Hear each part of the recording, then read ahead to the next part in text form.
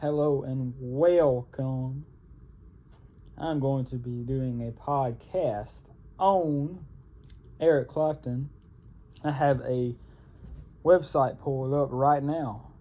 So, I have a little article here, scroll down, and then you have J.J. Cale and Eric Clapton with number 22. I can agree. I haven't heard this record all the way through, but the one song I do remember, I don't remember the name. It's just something to do with river, ride down the river or something like that. It's pretty good. I haven't heard much else off of it. So then we have number 21, Pilgrim. Now, I don't agree with the placement necessarily at all. That's really, really backwards to me. But this very long album. I just, it says on here 90s rebirth colossal dud. I think that's really stupid. I think it's a good album. It could be chopped down a lot. I think it's very good though, compared to some of his earlier stuff back in the 70s. I mean, it's better than the 70s stuff, I can tell you that. So I disagree with the placement. So number 20, we have Riding with the King with B.B. King. No, I would have this way up on the list. If we're including collaborative albums, collaborations, yeah, I mean, this should be up there. If you take this and compare it with the Robert Johnson album, I think this is way better because you have, I mean, just B.B. King and Eric Clapton, come on now. I mean, this is great stuff. Just great music and great album. So, no doubt, man. B.B. King is and IMO the best blues guy. Him and SRV right up there. So, yeah. I disagree. Number 19, Old Sock from 2013. Now this one,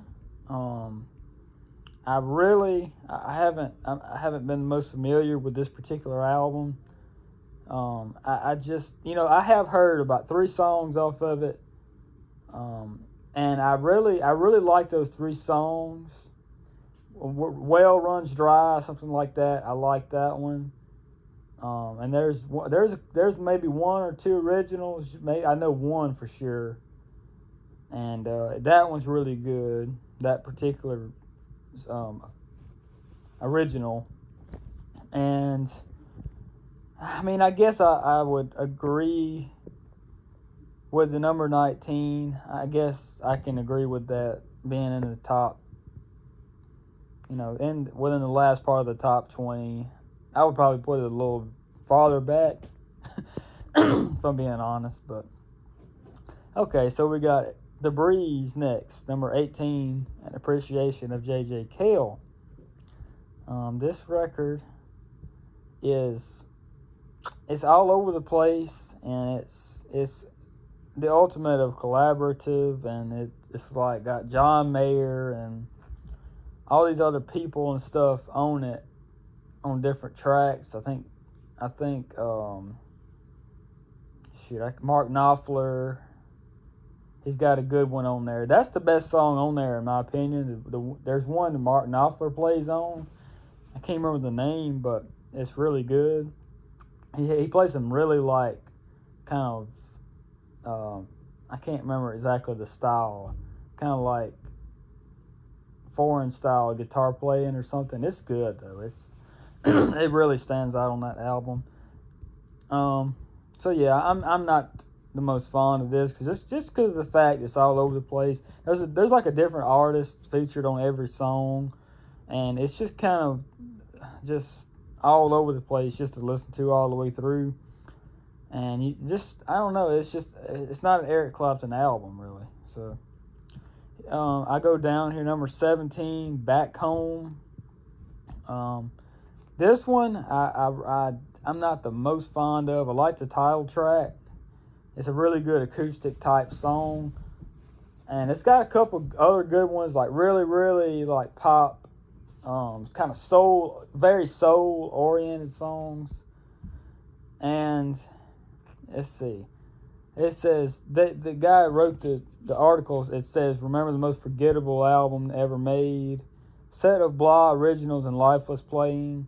That's bull. There's a couple of good, really good ones, and I just, there was one particular one that I can't remember. It was a really soul type song. The very backup singer, soul oriented.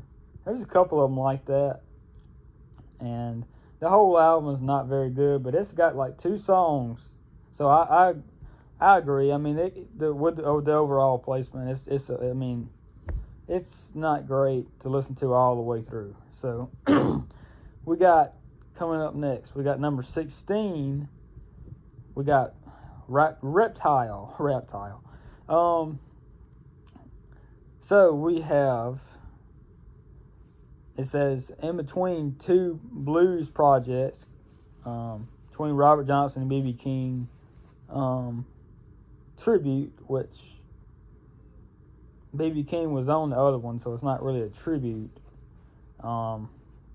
This guy, I can tell, the guy who wrote this article is not necessarily the most up on this stuff. He's just going off of maybe the public eyes standpoint overall, the masses. So if you're an enthusiast, you can tell this guy doesn't really know much about this stuff. So I mean, factually, the stuff he's saying is right, but the stuff when he starts getting into the opinions, you can tell he's very vague, and he doesn't go into much detail about anything specific, like one particular song or one particular person that played on this record, or any very detailed explanations of like why it was just so bad, or it was too long, or you could say it was too short, it was it sounded to this or it sounded to that. It just didn't do that. So this guy really doesn't know a lot about this stuff. But Reptile, I mean, once you start getting here, I think as a whole record, it's a good sound. It has some really, really good stuff on it, but there was also some duds I remember on it. Like the one about Superman inside or something I don't care for at all. It's just an album for me. It's not one I go back to a lot. It has a few chosen tracks. The title track, it's a really good instrumental, but it's like it's really jazzy, but it's okay. It's not something I go back to a lot. So okay, I'll agree with the placement. I'll give it that. But what we're gonna get into now. Coming up is stuff I'm definitely going to completely disagree with. So beware, listener. August, Eric Clapton, number 15. I completely disagree with the placement. Utter bull, man. Like, so you're telling me, and I'm looking at the next few down, not to spoil, but we got stuff from the 70s coming up, and the 70s was not a good era for Eric. He was very much under the intoxication still. So 86 and the 80s were a lot better for him. It was about the time he was getting out of that, and he was making good records. This is what August is with Phil Collins, that and Behind the Sun, and I really love most of this album. Like I can't say that I love every song, but most of them I do. There's for the most part, I love the production. It's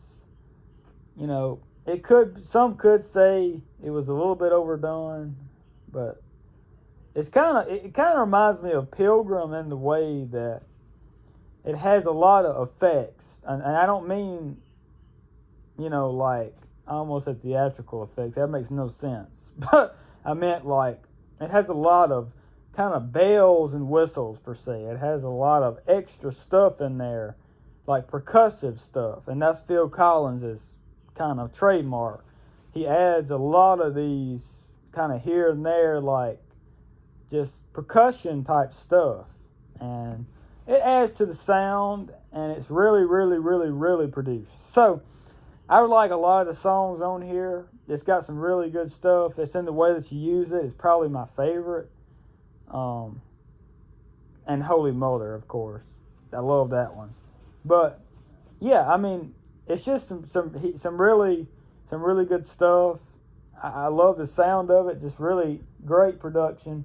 This is probably one of my favorites, if not my favorite album as far as production wise. And so I disagree with the placement. It should be in the top, at least 5 in my opinion. Top 5. I would go as far as to say that. We have Another Ticket, Eric Clapton, number 14 on the list, 1981. So this particular record, I pretty much like the sound of it. It's just kind of, it was the tail end of that bad era for him from the 70s that kind of carried over into the early 80s, and then once he got with Phil Collins, I think he kind of started getting out of that. Money and Cigarettes, he started to get out of that. When he got with Phil Collins, it really got him out of that rut. I think he just really needed a second person there to go, okay, well, do this. We need to do this, And he was used to being the boss in the room. He always has his whole career. I think he does better when he has somebody with him, like with the B.B. King album or with Phil Collins collaboration albums, And, I mean, a lot of people don't know that it's collaborative with Phil Collins, these couple records like August and Behind the Sun. But it is because he plays on the records, he produces the records, and you can tell he plays a big role in just the overall decision making. And I think Eric does better when he has someone there to kind of direct him and kind of push his limits, and he really does a lot better. And so Another Ticket, the title track, Another Ticket, that's a really good song. I don't know. The album just kind of falls flat overall. It kind of goes back to the blues covers. Black Rose is pretty good. Other than that, the Floating Bridge and the other ones, it's okay, but it's just kind of, the production's just kind of flat and just kind of run-of-the-mill blues production. It's just kind of falls flat. And there's nothing really special about it other than a couple songs. So I would say I would put this one farther back in the list. And that's the first one I would disagree with as far as placement far up too much in the list. So I would put it back. I would probably put it at least number 17 or, back. So now moving on to number 13, No Reason to Cry, 1976. This should actually be one of the last ones on the list. This should be probably number 21 or something, or 22. It should be bad. I mean, it says Bob Dylan and the band helped Clapton on his 4th solo record. And the guest list is huge. There you go. And the playing is impeccable. Well, whatever. But there's not much on Reason to Cry that stands out. We'll return next year with Pared Down Band and Sharper Focus for Slow Hand.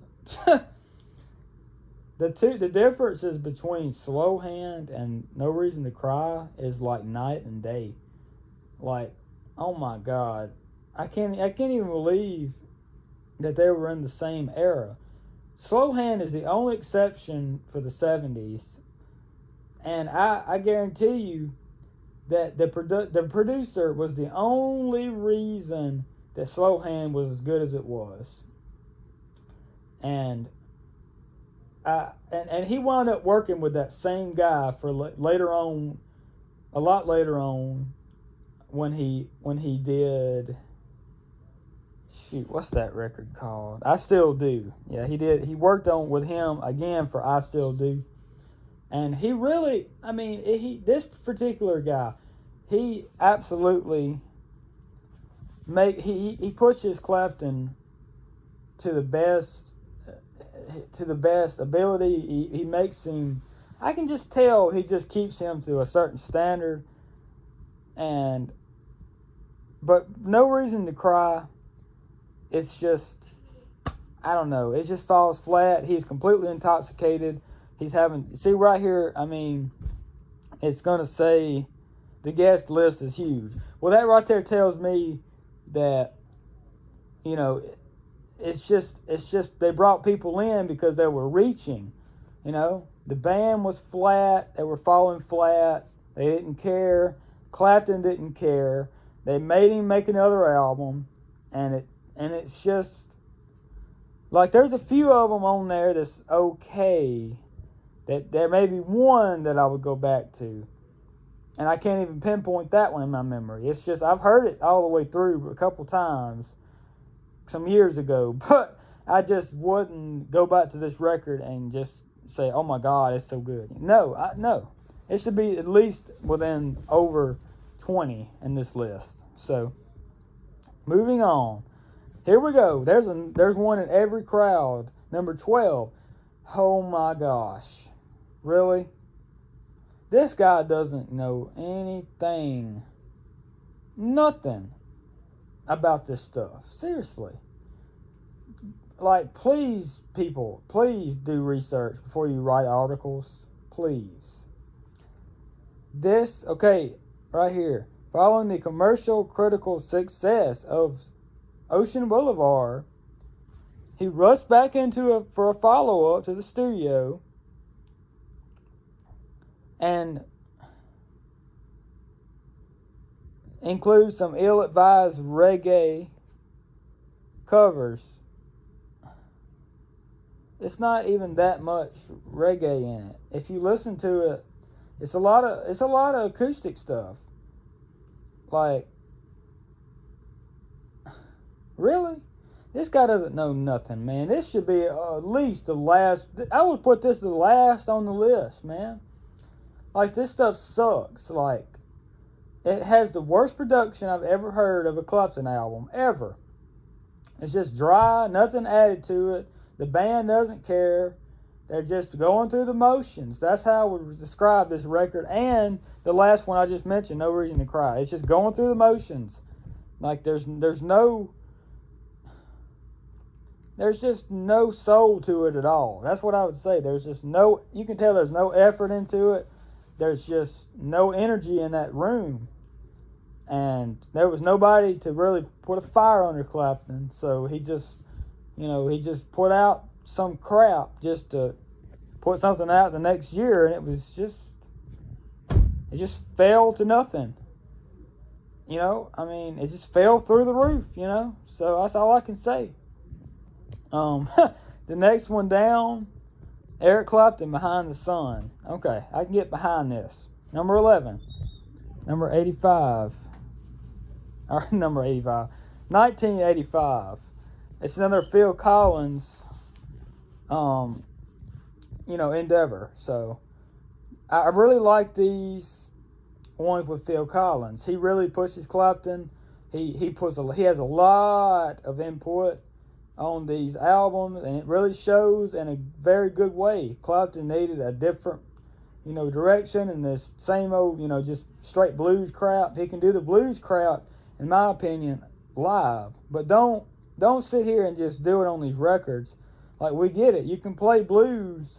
You can do that live. You don't have to keep covering like old blues songs and just making them just a little bit different. You know, I mean, it's just not good. The blues stuff and adding, you know, the solo type playing over that stuff is good live, but to throw in, but just on the records, just stop.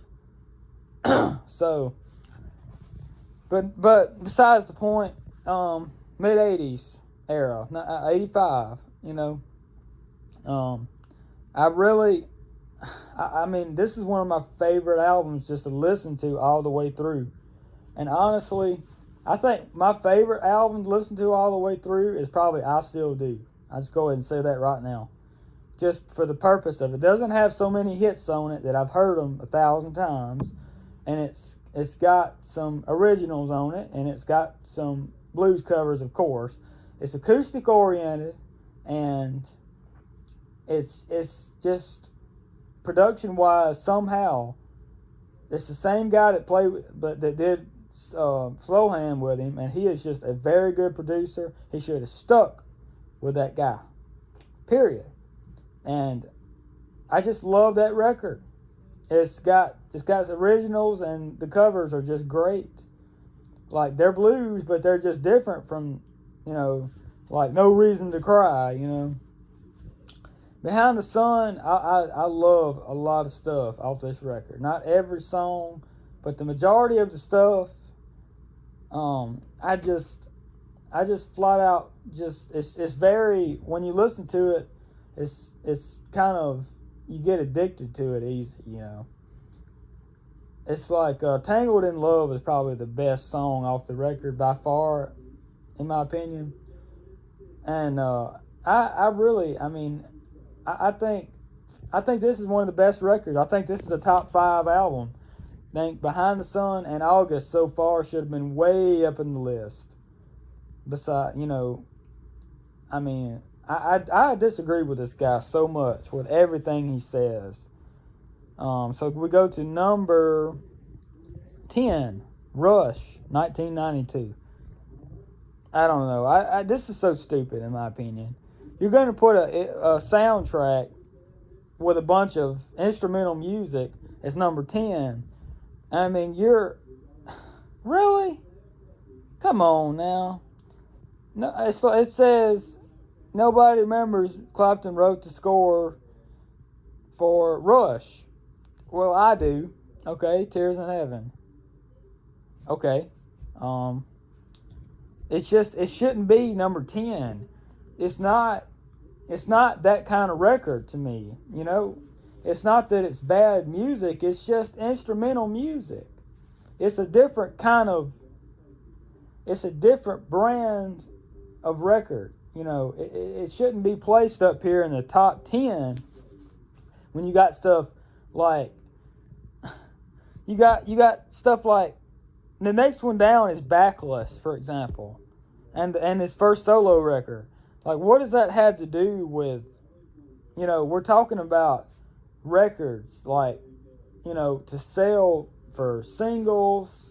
You know, why would you put the freaking soundtrack for a movie that it has one hit off of it, major hit, and probably the biggest hit he ever had, arguably, and and then the rest of it's just instrumental stuff. I mean, in my opinion, that's a really stupid place for that. I don't even think it should be on this list at all, to be honest with you. That or the collaboration albums. It's just kind of dumb to put the collaboration albums like the J.J. Cale and the Robert Johnson. I wouldn't even include this in this list. That's just dumb to me. So I don't even think that should be on this list. It's just dumb. Number 9, Backless, 78. So we got Promises, and it says the perfect album when you need more slow hand. It's not really. I mean, I could kind of like maybe 10% get behind, you know, it being slow hand number 2, but only 10% out of 100, because there's a few songs like Tell Me That You Love Me. I could get behind that being on slow hand if you didn't know any better. It's just the production's just a little tad bit different, and it's just more of a pristine sounding production in slow hand.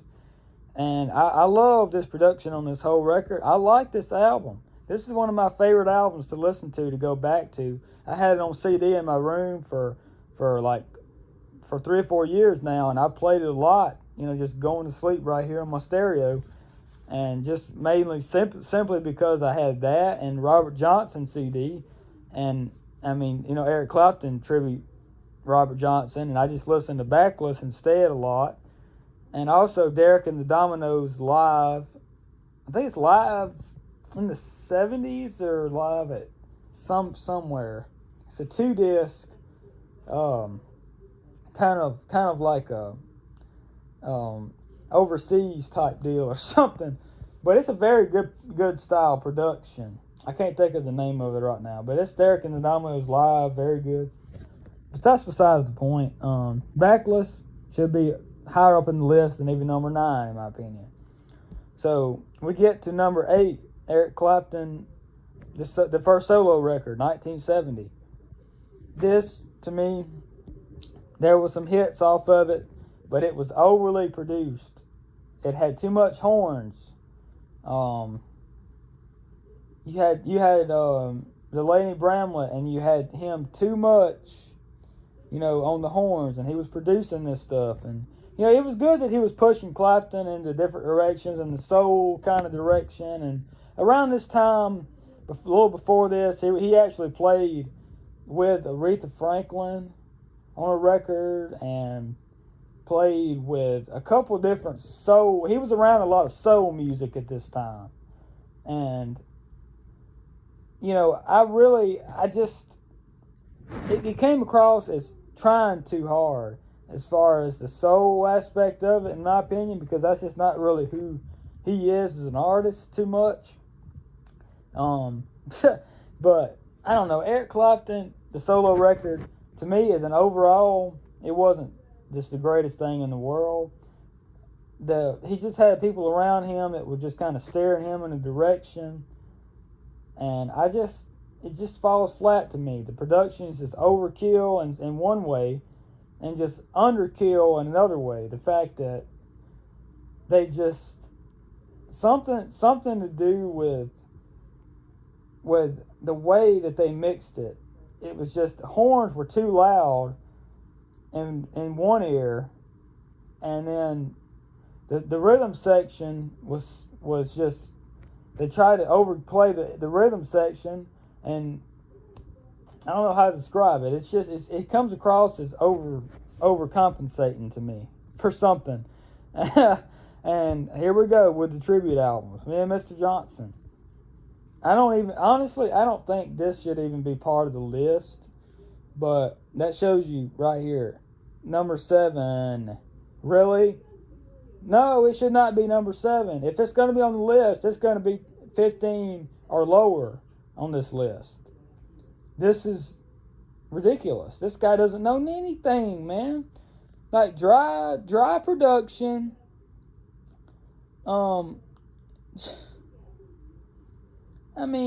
People. Did this guy, I don't think this guy even listened to these records.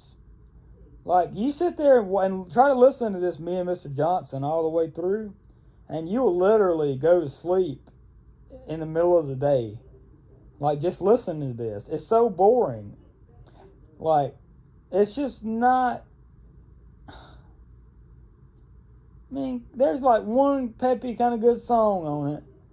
Hot Tamale song or whatever it is. Other than that, it's not good. Like, it's just, no. Just go away. Just no. That's all I got to say for this. Stripped down collection of songs written by legends, Robert Johnson, Crossroad Blues, and by the way, the Crossroad on this is just slow and just boring and crap.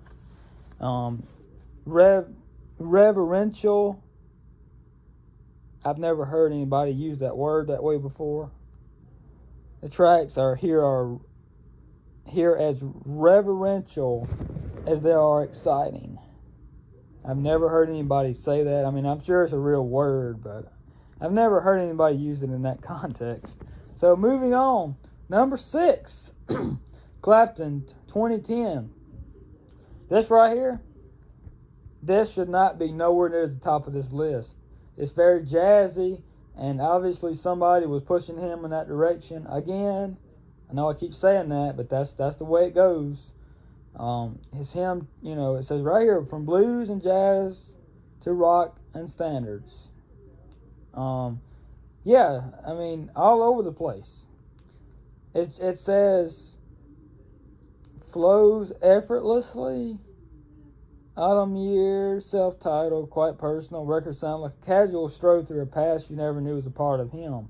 Well, he probably did have a past of listening to some jazz, but there's a couple songs I do kind of remember off of this, but I just can't place them. I just haven't heard this record all the way through in so long. If I even heard it all the way through, I probably just turned it off, because it's just kind of him replicating something he's not, in my opinion, and he's not as good at jazz. He needs to just stick to the stuff he's good at, originals, and it all comes back to the same thing for me, right? Originals. And just, that's where he shines the best on record-wise, in studio. So we go down, and it only gets better on opposite day for this list. So number 5, Money and Cigarettes, 1983. Okay, whatever. This record is good. I mean, I like the production is okay. I like the fact that it has these kind of up-tempo songs on it, and it's kind of deriving away from those slow blues standards and all that crap. So I'll give it some credit where it's a lot of credit where it's due there. So yeah, Rock and Roll Heart, stuff like that. Man Overboard, all that stuff is pretty good to me. So I can stand behind this being in the top 10. I wouldn't probably put it in the top 5. I would probably put it at about number 10, right around in there. So we have From the Cradle, Eric Clapton.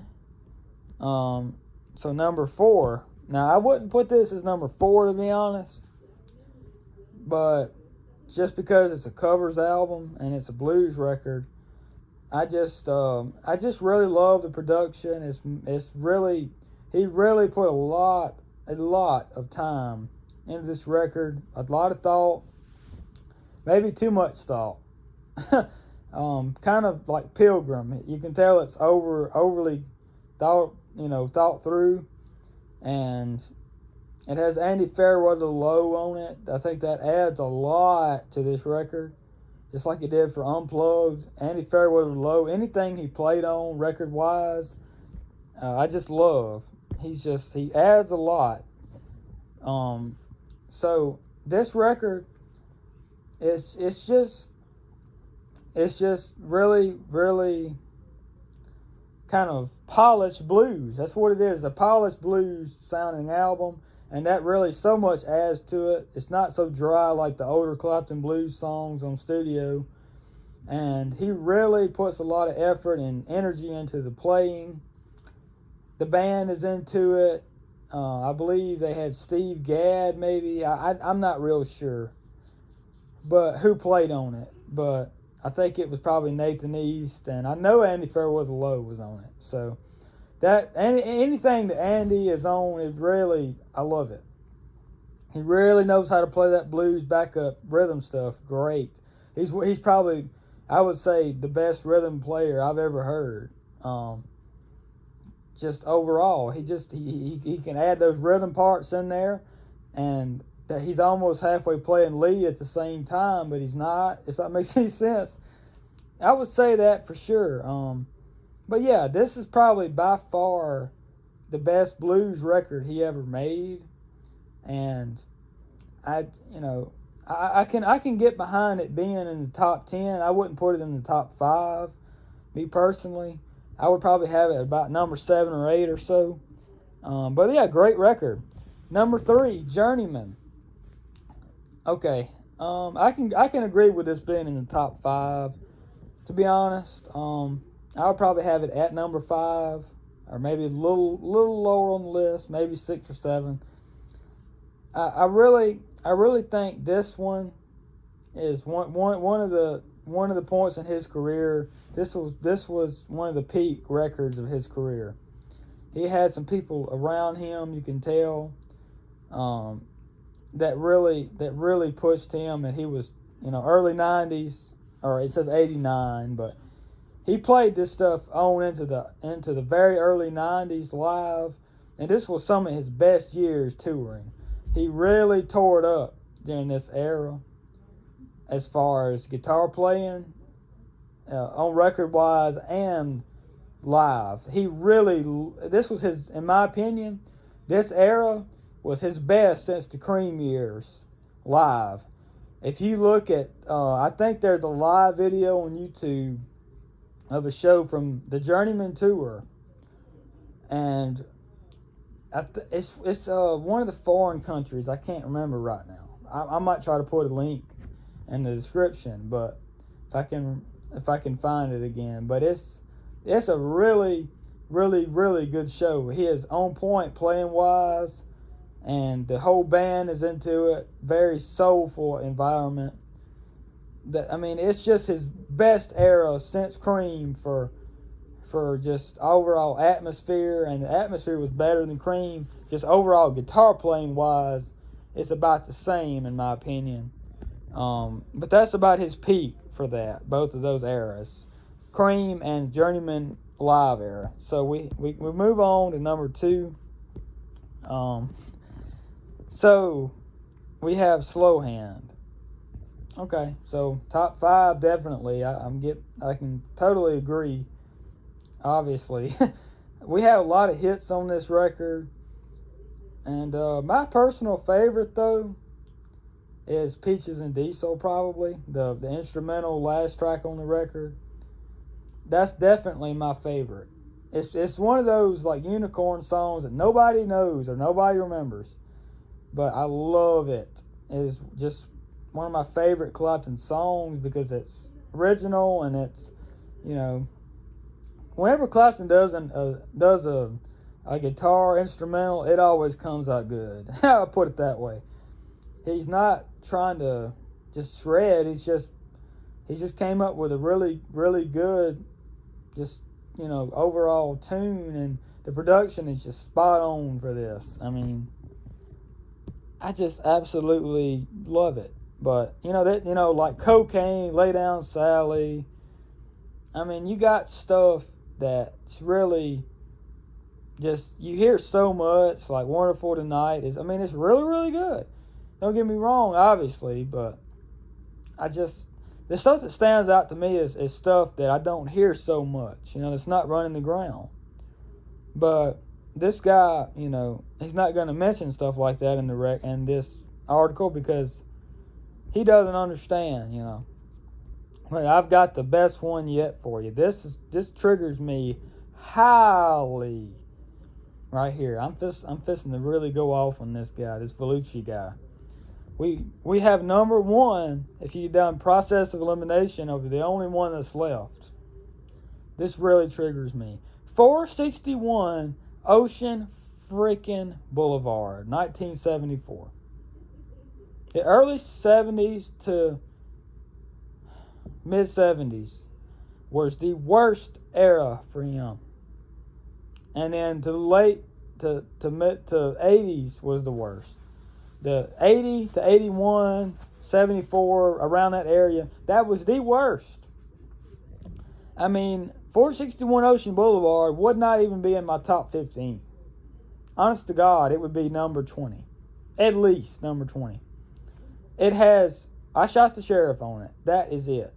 That is literally the only thing worth listening to on this record. If you listen to the rest of it, you will literally... I will sit there and I will literally just cringe listening to some of the crap It's kind of like off of. It's kind of like that he's just copying off of somebody's paper with the reggae stuff, and he took that and ran with it, and it worked perfectly for I Shot the Sheriff. But some of this other stuff is like, okay, yeah, you know, that's all I got for you. So, hope you enjoyed the episode. Bye.